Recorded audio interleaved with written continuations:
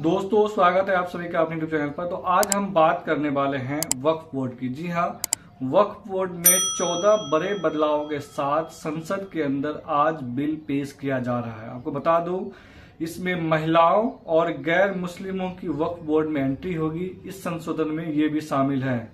तो आखिरकार मुसलमान इससे क्यों नाराज है? ये जो बिल पेश किया जा रहा है, इससे मुसलमान क्यों नाराज है? आज हम इन्हीं चीजों के बारे में चर्चा करेंगे।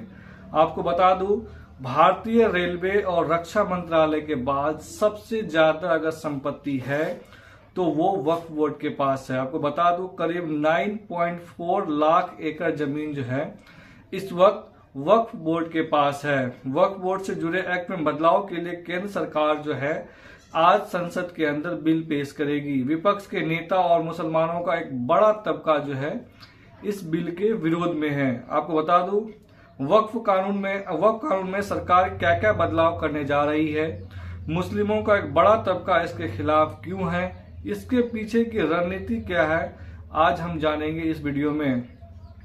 तो इसमें सबसे पहला सवाल ये आता है कि आखिरकार वक्फ संशोधन में अब तक क्या क्या हुआ है। तो आपको बता दूं, 8 अगस्त 2024 को लोकसभा में वक्फ संशोधन बिल पेश किया गया था। देश भर में इसके खिलाफ प्रदर्शन हुए। इस बिल के ड्राफ्ट को संसद की ज्वाइंट पार्लियामेंट्री कमेटी यानी जेपीसी को भेज दिया गया था। 27 फरवरी 2025 को जेपीसी ने बिल के ड्राफ्ट को मंजूरी दी। जेपीसी में शामिल 14 एनडीए सांसदों के सुझाव को स्वीकार किया गया, जबकि विपक्ष के सांसदों का जो सुझाव था उन्हें खारिज कर दिया गया। आपको बता दें, जेपीसी के अध्यक्ष जो है वो जगदम्बिका पाल है, जो बीजेपी के ही नेता है और सांसद भी है।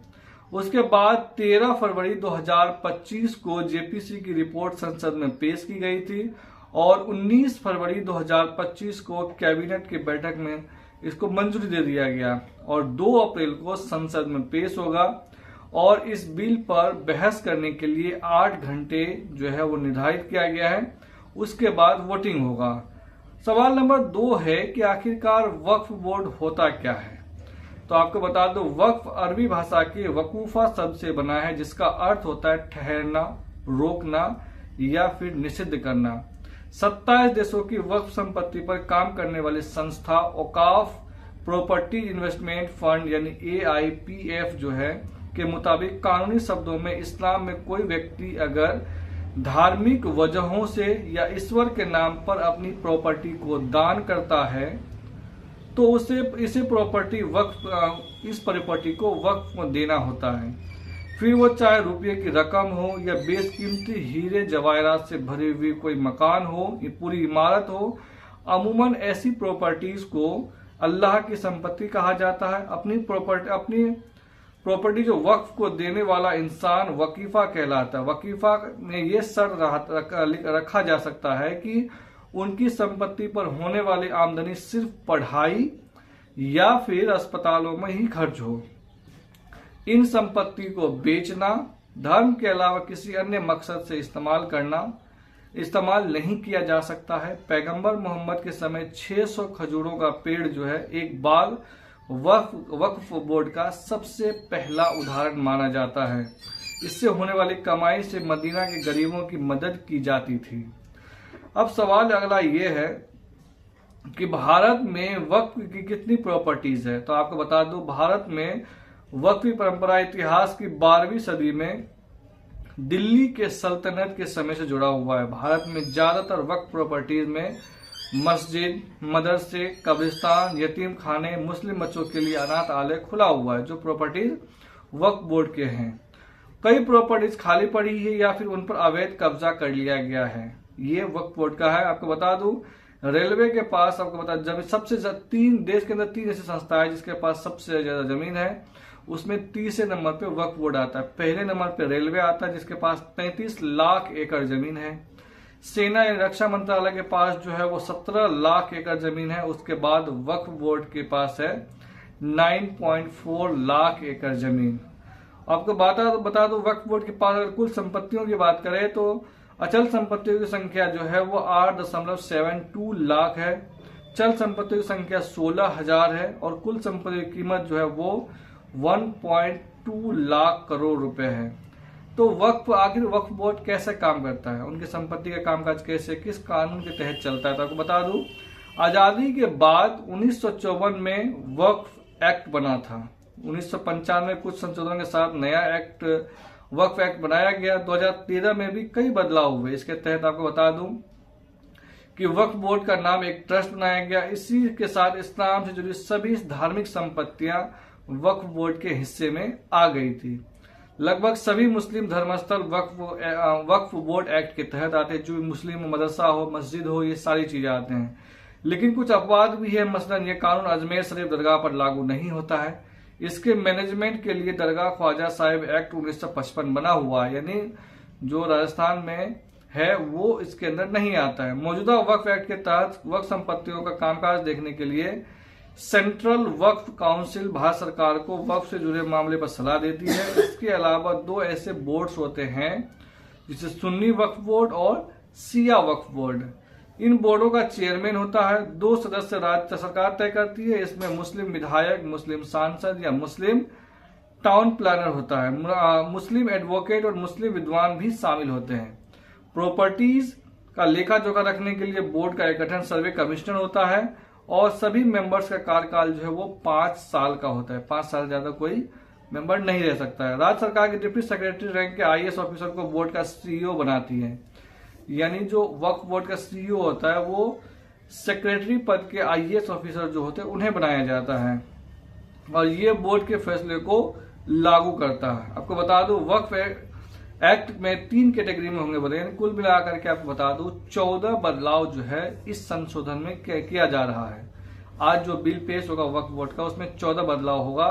पहला है कि आर्टिकल 9 और 14 में बदलाव करके 2 महिला मेंबर को इसमें शामिल किया जाएगा। दूसरा है 2 गैर मुस्लिम मेंबर को भी वक्फ बोर्ड की संपत्ति में शामिल किया जाएगा। मुस्लिम का विरोध यही शुरू होता है कि मुसलमानों की संपत्ति में हिंदुओं का यानी गैर मुस्लिमों का क्या काम है।